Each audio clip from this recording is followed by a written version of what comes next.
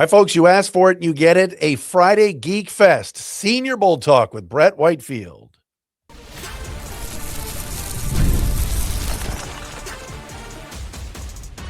You are Locked On Lions, your daily Detroit Lions podcast. Part of the Locked On Podcast Network, your team every day. All right, what's good, everybody? Matt Dery with you. It is a Friday edition of Locked On Lions right here on the Locked On Podcast Network, the #1 sports podcast network. Friday, January 30th into the weekend. And yes, the weekend before Super Bowl 60. We are talking Senior Bowl today, as indeed it did take place this past week. Well, the game will be Saturday, but all the practices and everything down in Mobile happened this week. Brett Whitefield, our good friend from Fantasy Points, is with us first. Today's episode is brought to you by FanDuel. Last call for football on FanDuel. If you're a new customer, bet just $5. Get $200 in bonus bets if you win. Brett, great to see you, brother. You're back from Mobile. You made it back safely. You're on no sleep, and yet you're here on a Friday Locked On Lions. We are honored. Yeah, thanks for having me, man. I think this is the third consecutive post Senior Bowl Friday I've done with you. So we're just making a thing. I'm just going to put it in the calendar for next year already, and we'll let it rock, you know? It is tradition. Now, I said this yesterday on the show. I was talking some Senior Bowl, but not having Jim Nagy there it's kind of weird. Like, he ran it for years, did such a great job. And I know now he's at Oklahoma, but like, what was it like without Jim kind of running the show? Well, they totally flipped the format. So the practice schedule was really different. We went from like 1:30 to 6 p.m. this year. Years past, it's always been 10 a.m. to roughly 2:30 p.m. So you get that whole late afternoon, early evening to grind out some content, schedule some meetings, and do all that fun stuff. So it took me a minute to catch the pace, and especially with all the travel craziness, you know, the Monday storm, it caused delay. Like I think half the media didn't even make it down to Mobile this year just because all the storms and you know, canceled flights. So it was definitely a learning adjustment for us, but I think next year we'll be locked and loaded, ready to go. He's from Fantasy Points, owner and COO, fantasypoints.com, Brett Whitefield. Check out his Senior Bowl fantasy guide, all of his notes on the site from what he saw for the 4 days that he was down there in Mobile, Alabama. Real fast on the Lions. I want to get to the Lions season with you, but on the Senior Bowl, big contingent of Lions people there, small. What was the viewpoint of you seeing through the Lions lens? Yeah, I actually didn't see many. I think I saw, you know, a couple team staffers down there. And then I saw Dave Burkett down there, but yeah, you know, not a lot of media, not a lot of team personnel. And the team personnel, they're getting shy as the years go on because there's so much exposure now with all the media. So it's possible they're all there. They're just not hanging out in the public like they used to. But yeah, this is probably the least representation I've seen from them in my 10 years of going down there. All right, Brett, so take us through Mobile and what stood out. What are the big storylines in your mind that you want to share with our audience? Yeah, well, for me, first and foremost, like I do, you know, I am there for my job, but I also have the Lions fan lens in me. So I'm looking for guys that I want the Lions to draft. And I felt like this was a really rich Senior Bowl for the things that I think they need specifically, talking about defensive line talent, edge talent, and offensive tackle talent. Gosh, Matt, the Iowa tackle Jennings Dunker, he is absolutely a Lion. Whether he plays tackle or not in the NFL, I'm not entirely sure, but I draft him and start him at left guard from day one either way. So I kind of fell in love with this dude, got a chance to talk with him a bit. Just seems like a Dan Campbell guy, man. And he had some of the best, you know, tackle performances I've seen at a Senior Bowl since I've been going down there. So wait, so could he be a Decker replacement if Decker retires, you think? Yeah, I think ideally you draft him and put him at right tackle. That's what he's comfortable playing. I think he did get one. I think he had like 8 starts at left tackle in his career, but mostly a right tackle. And then you'd move Panay to the left side. But I guess that's my vision for it if they were to go that way. But I think he's truly awesome. And in just the, you know, they're going to be so picky with the culture guys, right? They want that culture fit. They're not going to bend on that. So I think he kind of checks both boxes. He's a fantastic player and he hits all the culture notes. Mentioned the other day about Trey Zuhn a little bit. You know, tackle, guard, SEC guy, Texas A&M. Is that tackle center, tackle, guard, center could really play all of the positions. Where do you see him right now? Yeah, ironically, my working comp for him right now is Graham Glasgow, where it's just this big, long. All right, then he's off the board. No, I'm just kidding. no, Graham early in his career was fine, and Yeah. I think he struggled this year a bit, but Graham's had a really nice career. So yeah, Zuhn, I mean, just it's rare to see a guy who's 6'6" be comfortable playing center or even guard for that matter. And I think Zuhn can probably play, 4 of the 5 positions on the offensive line. So yeah, he's an interesting guy, and I don't think he's going to cost. He's not going to cost you a ton of draft capital either, right? He's not going to be a first round pick, maybe not even a second round pick. So you're talking about a third or fourth round guy there. Yeah, that's the type of guy they need to be looking at for sure. When you talk about Zuhn, the reason I brought him up the other day was I remember him kind of trash talking a little bit Ruben Bain and saying, hey, when we play Miami, it's in that playoff game, I'm not going to have a big issue with him or something like that. And there's a confidence there. You mentioned culture with Lions, and I think that probably the Miami media took that and ran with it. And Mesidor and Bain had big games against Zuhn, ironically enough. But how do you view Zuhn kind of as a culture fit? And you're right. Is his best position tackle or center? What did you see? Yeah, it seems like he's wired the right way, for sure.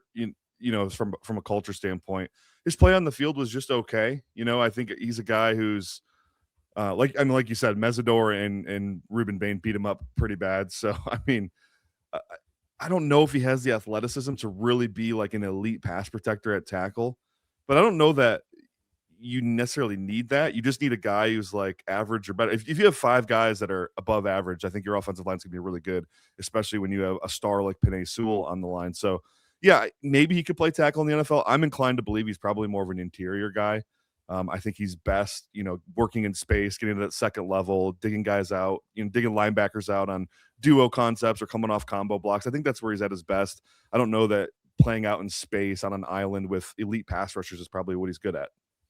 Brett Whitefield with us from Fantasy Points, back in town following the trip down to Mobile for the Senior Bowl. As far as depth in this draft for offensive linemen, let's stay on that topic. We're going to get to the defense in a second, but we know what the Lions need right now, and it could be a left tackle and a center.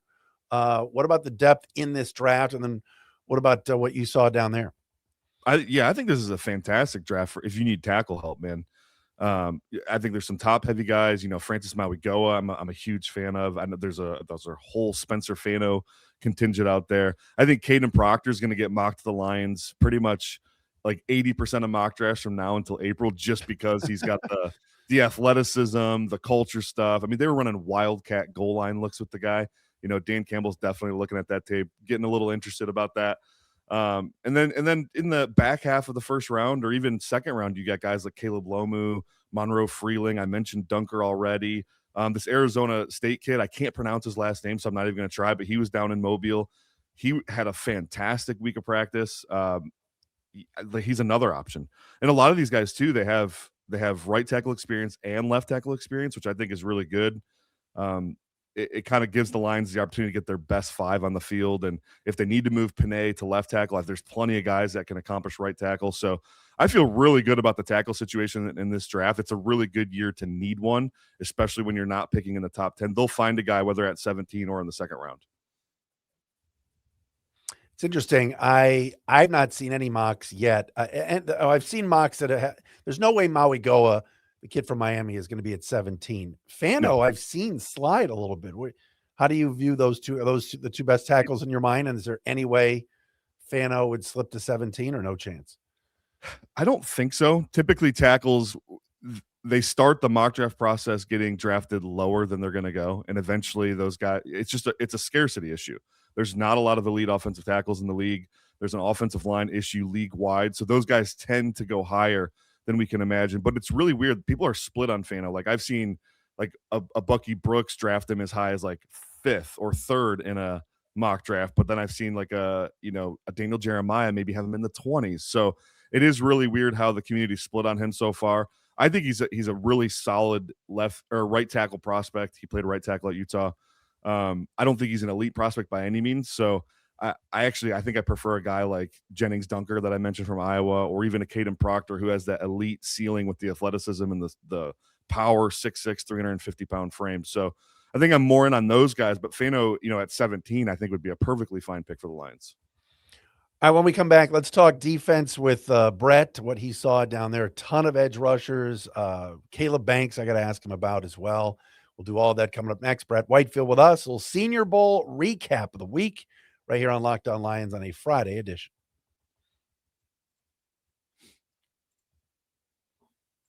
And Locked On Lions for today, brought to you by our friends at TurboTax. Tax season doesn't have to take over your life. This year, TurboTax is making it easier than ever to just hand things off and move on with your day. With TurboTax full service, you can have your taxes done for you by a trusted local expert, start to finish, without the stress or guesswork. Instead of spending hours trying to figure out all the forms, you meet with a local TurboTax expert in person, let them handle that, or even connect online.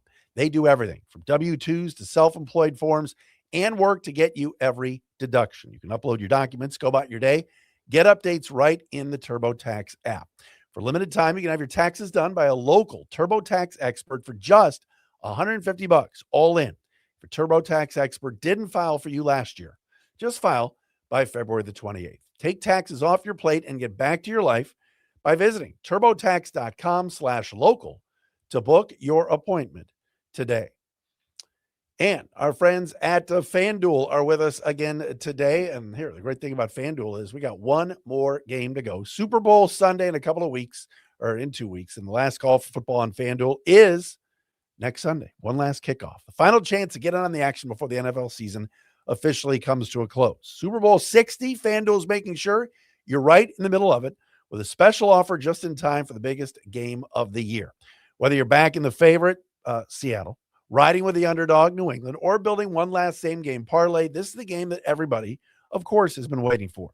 Predictions turn into plays, stats turn into storylines, and every snap feels bigger. Get in on it with our friends at FanDuel.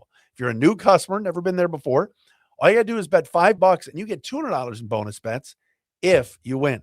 Make it count, because after the Super Bowl, season's done. Last call for football on FanDuel, the official sportsbook partner of Super Bowl 60. Visit FanDuel.com to get started.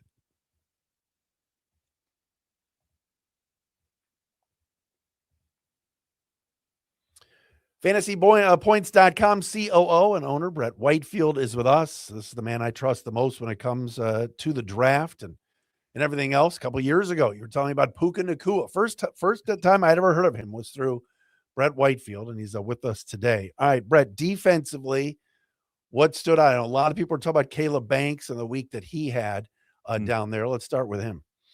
Yeah, I mean, there's so much to say about Banks. I think if you go by just the Mobile tape, like, you're very excited by the package you're getting. This guy's 6'6", 330. You know, we didn't get official measurements on him yet for some reason, but that's what he was being listed at, and he looks that big, but he's a really good athlete. And what's interesting is that Florida, he played primarily in the B gap as a 3 technique, some 4-eye type stuff. So, like, this is a player we've never really seen in, like, the Lions system. They tend to like these squattier D tackles. You know, 6'3" is kind of the biggest they've got, and they don't really have a ton of length. You know, whether that's been DJ Reader or Liam McNeil or Tyleik Williams.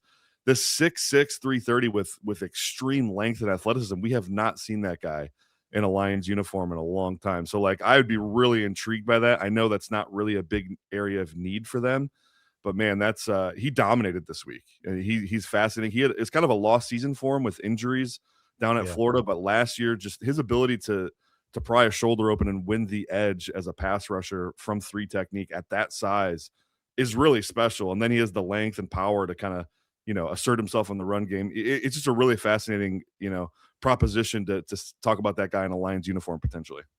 It's interesting. I liked your comment just now. You said it's not really a big need for them yet. Brad Holmes has always said, look, we're taking the best guy, no matter the position. Last year, you knew, all right, Akheem would be back, but not until later in the year. And they took Tyleik Williams in the first round. Now DJ Reader's likely gone. Who knows about Roy Lopez? You got McNeil and Williams, but could you see a scenario where the Lions at 17 go, look, he's there, we're grabbing him? Yeah, absolutely. And I'm kind of I'm out of the business of predicting what Brad Holmes does in the draft. It's just it's not a fruitful business for anyone. So yeah, I totally could see that. If Caleb Williams is sitting there at 17, they feel like he's the best player, and they, you know, he checks all the boxes as far as you know, football character and all that. Yeah, I could totally see them doubling down on D tackle. Especially, I mean, I hope they re-sign Roy Lopez, Matt, but that there's no guarantee. He may have played himself into out of a contract in Detroit with how well he played down the stretch. So, yeah, I mean, I'm not going to say it's impossible. All right, let's ring the bell. And this is like a daily thing on the show, but all right, the edge opposite of Aiden Hutchinson. Ding, ding, ding. I want to ask you in the last segment about all the guys that the Lions need to re-sign, and we could talk about Al-Kadin Muhammad, but edges down there that you had your eyes on for Detroit. There are 4 guys that really stood out, and I'm watching just from what fits what the Lions want to do. TJ Parker from Clemson, Zion Young from Missouri, Derek Moore from Michigan, and Gabe Jacas from Illinois. These are all 260-pound plus edge guys who play with a ton of power. They have a really good formula for collapsing the pocket, that kind of contained style rush that the Lions love, but they also have moves to go win when they get one-on-ones.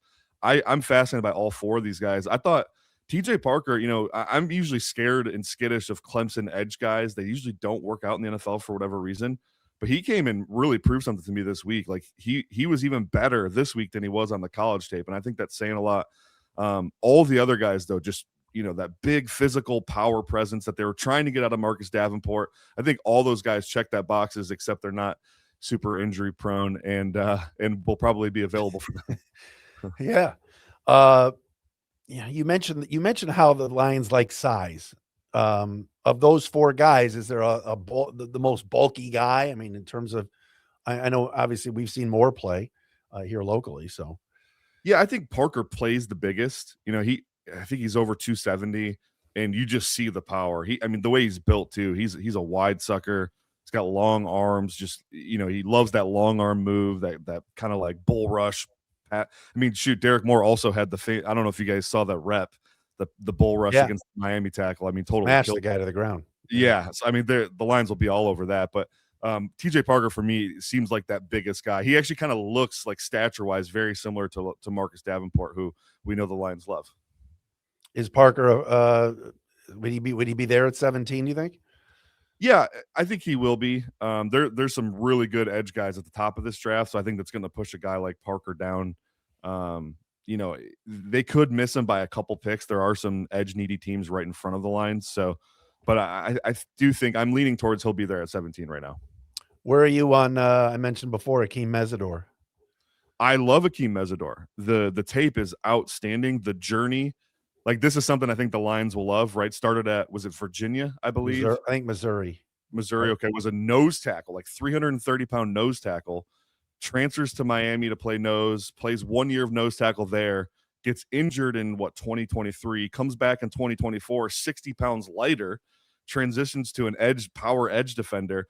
My only concern with him, Matt, is like he's older than Josh Paschal. Yeah, he's 24. So was he literally a man just beating up boys, or is it real? These are really hard guys for me to thread the needle on. And like, I want to say he's a top 15 player in this draft class, but I'm a little concerned about the age composition and how that translates to, beating up 19 and 20-year-olds. Is that going to hold? You do see technique on tape. It's not like he's just an athlete winning.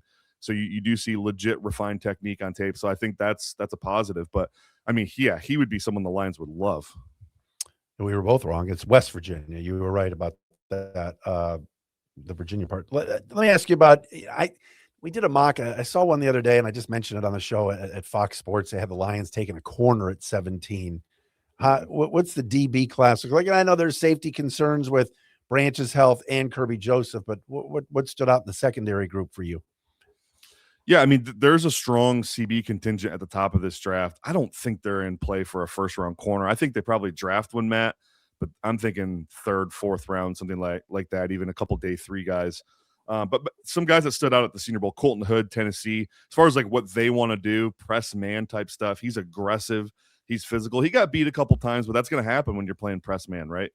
We see that all the time. So Colton Hood was great. Chris Johnson, the San Diego State kid, I thought he was outstanding all week in the one-on-ones. And these one-on-ones at the Senior Bowl, they're designed for corners to lose, basically. They're trying to it's more a drill for the receiver to display his release package, his route running technique. It's really hard for these corners to kind of hold up, and I thought he was dominant. Very rarely got beat. Chandler Rivers is a guy I'd like to invoke as well. He's a Duke nickel corner.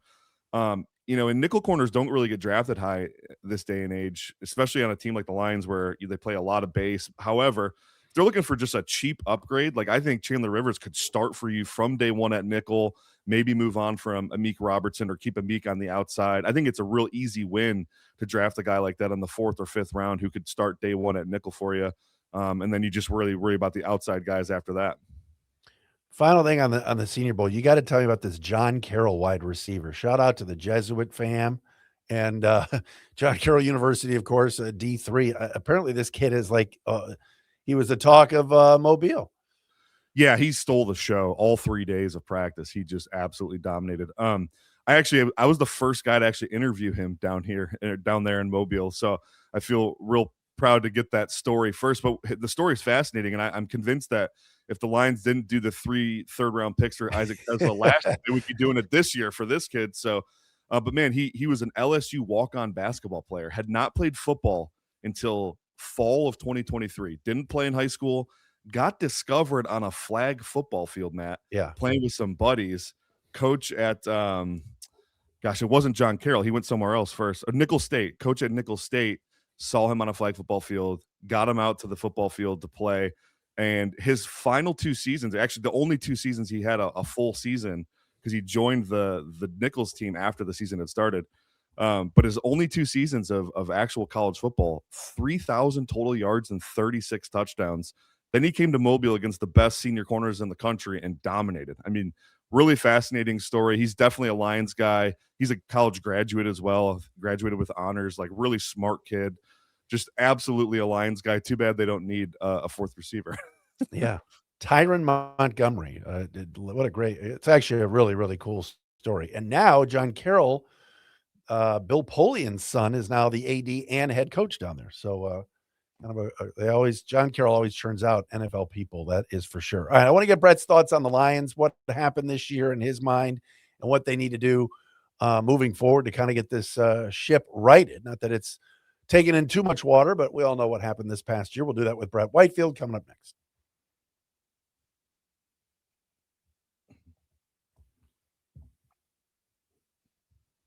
And Locked On Lions today brought to you also by our friends at Indeed. If you've ever tried hiring somebody that looked good on paper but wasn't the right fit, you know how important fit is. When you want candidates who truly match what you're looking for, trust Indeed-sponsored jobs. Hiring, Indeed is all you need. Stop struggling to get your job post seen on other sites.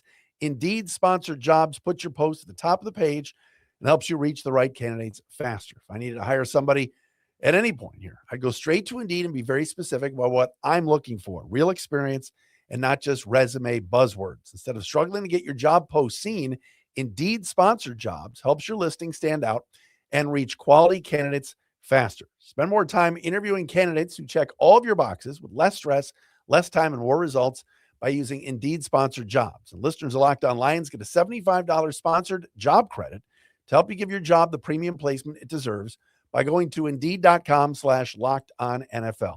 Just go to Indeed.com/LockedOnNFL right now. Support the show by saying you heard about Indeed on this podcast. Terms and conditions apply. Hiring, do it the right way with Indeed.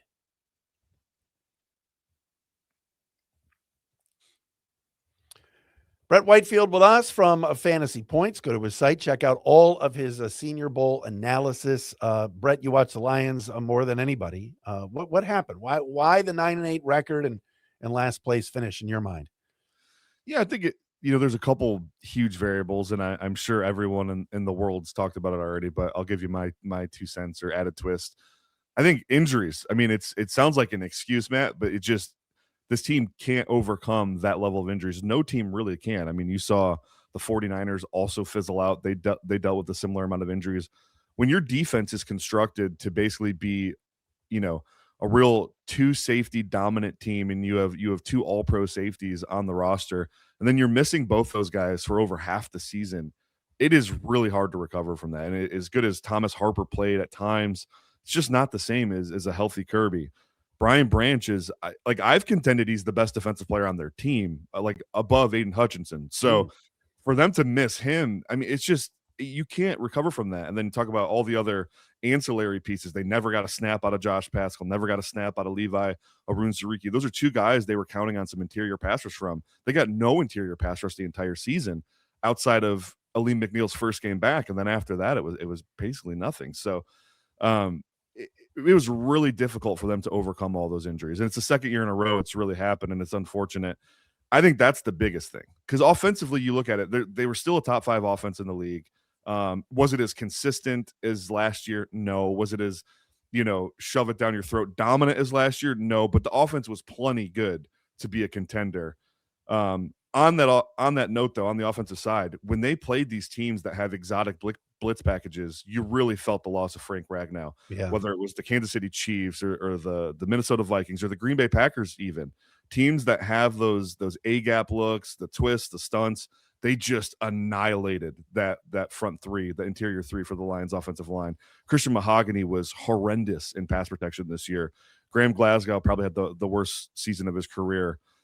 Taylor Decker, I think he's still a starting caliber player, but you saw him regress as well, dealing with the shoulder. It just wasn't the same. They didn't get that same dominant performance. I think, myself included, I think I really underrated what taking a Hall of Fame center out of your lineup does.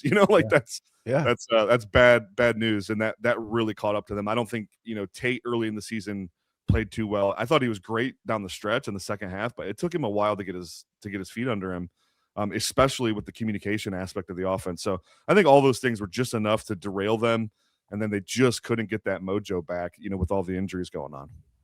What do you think of the Drew Petzing hire? Do you like the fit? I was a big fan of the Drew Petzing hire. The big thing I really wanted out of an offensive coordinator was, one, a guy who called plays, box checked. 2, I needed that exotic run scheme to come back. It seemed to have left with Ben Johnson to Chicago. What made the Lions run game so efficient in 23 and 24 was that they were multiple. They could come in with a game plan of, we're going to run duo down your throat until you stop it, or hey, we're gonna run with a bunch of pullers and hit you with counter and power and trap and pin pull, or you stink against zone, so we're gonna line up and we're gonna run outside zone 27 times against you. They could not do that this year. It was all zone stuff. Occasionally they'd get some duo going, but it was mostly zone. I needed that exotic run scheme to come back. Petzing brings that. That was really the highlight of his career in Arizona. Their 23 and 24 run game was on par with the Lions in terms of EPA per rush and yards per carry. Really effective stuff. So I think he's going to bring the element back. I also was really impressed with what he got out of Jacoby Brissett this year. Jacoby Brissett is a good backup quarterback, Matt, but he's not a guy who you want to be starting for 9-10 games in a season. He got 4,200 passing yards between him and Kyler Murray this year. That was really impressive. I thought the pass concepts he evolved from earlier in his career in Arizona showed that he grew a lot as a play caller and play designer. And I think ultimately the collaboration with him and Campbell is going to be really solid, because Campbell's pass concepts are very solid. So I'm pretty happy with the hire. Was it like a fist pump? Yeah, heck yeah, that's the best. Nah, probably not that. Yeah. But I thought it was a really good hire. Brad, always great to see you, my friend. Thank you so much for your time. We'll get you on obviously before the draft and even after the draft and talk more about what the Lions should be doing. But great stuff, my friend. Heck yeah, thanks for having me, Matt. Brett Whitefield with us, fantasypoints.com, COO. Check it out. Go to the site. All the Senior Bowl stuff is there. Brett's analysis is spot on. We'll talk to you again on Monday.